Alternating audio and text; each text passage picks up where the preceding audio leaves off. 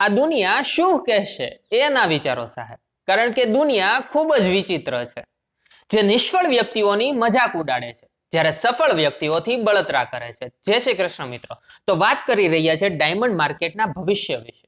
ઘણા લોકો જનરલી કોમેન્ટની અંદર પૂછતા હોય છે કે ડાયમંડ માર્કેટ છે એની અંદર ભવિષ્ય શું છે. આફ્ટર ગ્રેજ્યુએશન કરીને હું ડાયમંડ માર્કેટની અંદર આવું છું તો એની અંદર ફ્યુચર કેવું છે, અથવા તો હું કોઈ બીજો બિઝનેસ કરું છું અથવા તો કોઈ જોબ કરું છું, હવે મારે ડાયમંડ ફિલ્ડ સાથે કનેક્ટ થવું છે તો એની અંદર મારો સ્કોપ શું છે અને ડાયમંડનું ફ્યુચર કેટલા ટાઈમ સુધી જળવાઈ રહેશે. તો આવા જનરલી ઘણા એવા ક્વેશ્ચન તમે કોમેન્ટ બોક્સની અંદર પૂછતા હો છો. તો હવે ડાયમંડ ઉદ્યોગની અંદર હું સૌથી પહેલા એના ભવિષ્ય વિશે વાત કરી દઉં કે ડાયમંડ ઉદ્યોગ છે એ જ્યાં સુધી આ પૃથ્વી ઉપર સ્ત્રીઓનું અસ્તિત્વ રહેશે ને ત્યાં સુધી જેમ્સ એન્ડ જ્વેલરી છે એ બિઝનેસ ચાલવાનો જ છે અને ઓબ્વિયસલી પોલિશ ડાયમંડ છે એનું સેલિંગ થવાનું જ છે.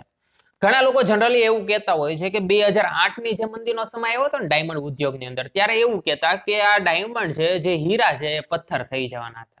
એઝ વેલ એઝ જે યુએસએ ના આપણને ખ્યાલ છે જે પ્રેસિડેન્ટ હતા જે બરાક ઓબામા છે એ લોકો એને પણ એવું જાહેર કર્યું હતું કે તમે લોકો જે યુએસએ ના પબ્લિક છે એ લોકોને ઇન્ડિવિજ્યુઅલ જાહેર કર્યું હતું કે તમે ઇન્ડિવિજ્યુઅલ પર્સન છે ને એ don't invest in the diamond, એટલે કે ડાયમંડની અંદર તમે ઇન્વેસ્ટ કરવાનું ટાળો. જેને લીધે આપણે ડાયમંડ ઉદ્યોગની અંદર એક વાક્યને લીધે ઘણી એવો મંદીનો માહોલ આવ્યો હતો, પરંતુ 6 મહિના પછીનો જે સમય જોયો હતો ને એ ઓબ્વિયસલી ડાયમંડ ઉદ્યોગ માટે ગોલ્ડન પીરિયડ હતો. એટલે કે ડાયમંડ ઉદ્યોગ સાથે જેટલા પણ લોકો સંકળાયેલા હતા જેને ઓબ્વિયસલી લોસ જ કર્યો હતો 2008ની અંદર, આશા મૂકી દીધી હતી કે ડાયમંડ છે એ આપણે ભાઈ પથ્થર થઈ ગયા છે, ડાયમંડની કઈ એવી વેલ્યુએશન નથી.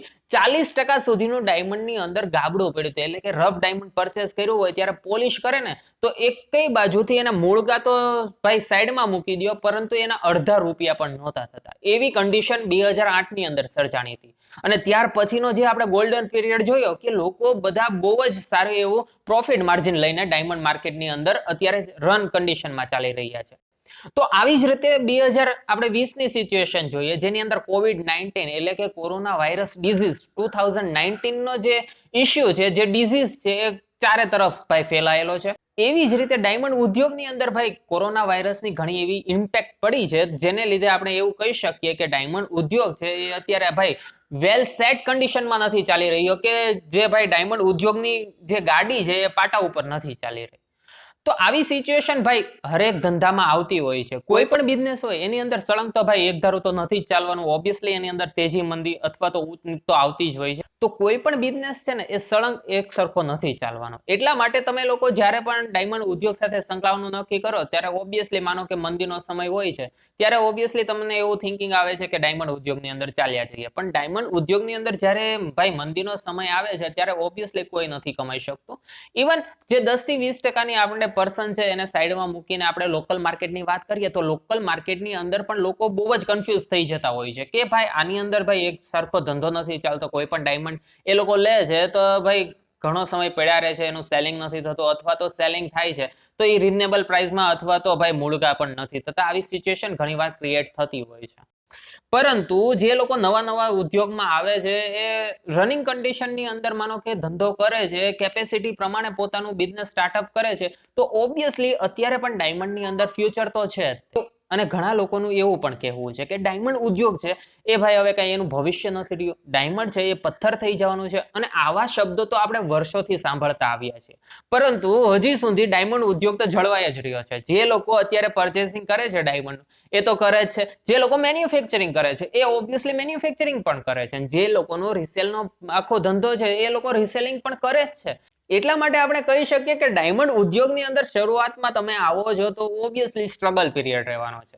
કોઈ પણ બિઝનેસની અંદર ઇવન જોબની અંદર જાઓ તો શરૂઆતની અંદર તમારે સ્ટ્રગલ પીરિયડ રહેતો હોય છે. બધી વસ્તુ સમજવાની હોય છે. સ્ટાર્ટિંગના પીરિયડની અંદર તમે વસ્તુ સમજી ગયા ત્યાર પછી ધીમે ધીમે તમારે એની ઉપર ગ્રીપ આવતી હોય છે. હવે આ ગ્રીપ તમારે કોઈ પણ બિઝનેસ ઇવન જોબની અંદર આવે છે એટલે તમારે થોડુંક એવું પરફેક્શન આવતું હોય અને ત્યાર પછી તમારું પરફેક્શન એ હાયર સ્ટાન્ડર્ડે પહોંચતું હોય છે. તો એવી જ રીતે કોઈ પણ બિઝનેસ સાથે તમે સંકળાવ છો તો એનું ભવિષ્ય તો ઓબ્વિયસલી હોય જ છે. ઇવન કોઈ પણ બિઝનેસ અથવા તો ધંધો છે જેની અંદર અપગ્રેડ આવતું હોય છે. હવે આ બિઝનેસ છે એ અપગ્રેડ થતા હોય છે, જેની સાથે આપણે અપગ્રેડ થવું એટલું જ જરૂરી હોય છે. આપણે પોતાની જાતને પણ એટલા અપગ્રેડ અથવા તો કેપેબલ કરવા પડે કે આવનારા સમયમાં આપણે કેવી રીતે આ ભવિષ્યમાંથી સર્વાઈવ થઈ શકીએ. કારણ કે અત્યારે આપણે કટ થ્રોટ કોમ્પિટિશન જોઈ રહ્યા છો. દરેક બિઝનેસની અંદર અત્યારે કટ થ્રોટ કોમ્પિટિશન તો ચાલી જ રહી છે. લોકો અત્યારે પુષ્કળ પ્રમાણમાં એકનો એક બિઝનેસ કરતા હોય છે અને સારું એવું પ્રોફિટ માર્જિન પણ કમાઈ શકતા હોય છે. જે લોકો ક્વોલિટી બેઝ અત્યારે જતા હોય છે, ક્વોન્ટિટી પણ સામે એટલી મેન્ટેન રાખવી જરૂરી છે, કારણ કે તમારે સામે એટલા પગાર પણ ચડતા હોય છે. એટલા માટે જેનું બંનેનું કોમ્બિનેશન વ્યવસ્થિત જે લોકો કરી શકે છે, ઓબ્વિયસલી આગળના માર્કેટ ફ્યુચરમાં પણ ડાયમંડ ઉદ્યોગની અંદર પણ કમાઈ શકે છે, એઝ વેલ એઝ કોઈ ઇવન બીજો ધંધો હોય તો ધંધાની અંદર પણ એ લોકો પ્રગતિ સાધી શકે છે.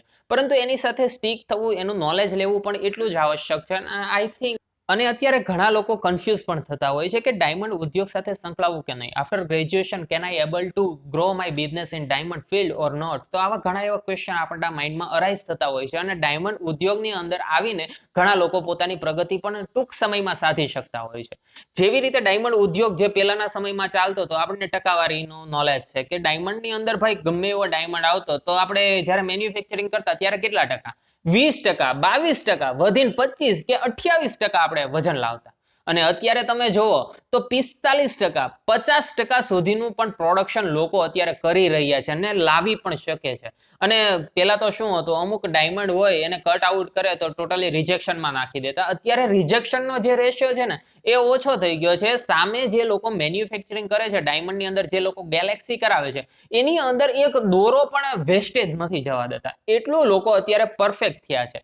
તો આ અપગ્રેડ સાથે આપણે પણ અપગ્રેડ થવું એટલું જ જરૂરી છે. ટેકનોલોજીનું નોલેજ હોવું પણ જરૂરી છે.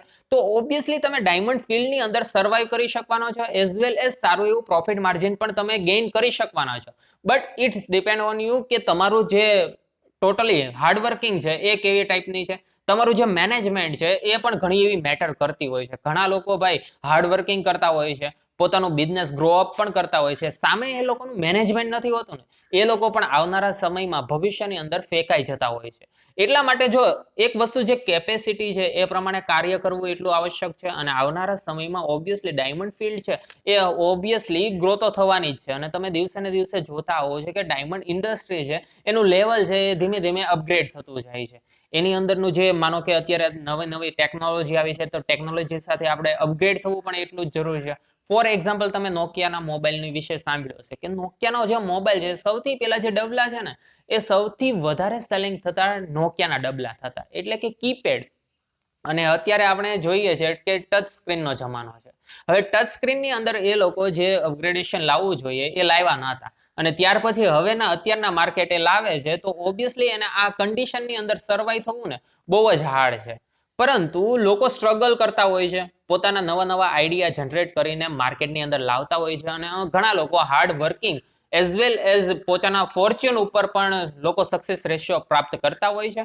પરંતુ ઘણા લોકોના જે ક્વેશ્ચન છે કે ડાયમંડ ફિલ્ડની અંદર ભવિષ્ય નથી રહ્યું, તો આ ટોટલી વસ્તુ રોંગ છે. ડાયમંડ ઉદ્યોગની અંદર તમે આવો એકવાર સંકળાવો, કામ કરો, તો ઓબ્વિયસલી તમને પણ આઈડિયા આવશે કે ડાયમંડ ઉદ્યોગની અંદર જે ફિલ્ડ છે ને એ ઓબ્વિયસલી તમે એની અંદર ગ્રો અપ કરી શકો છો, તમારો આઈડિયા જનરેટ કરીને કંઈક નવી વસ્તુ ઓબ્ટેન કરી શકો છો અને ઓબ્વિયસલી ડાયમંડ માર્કેટની અંદર તમે સર્વાઈવ પણ કરી શકો છો.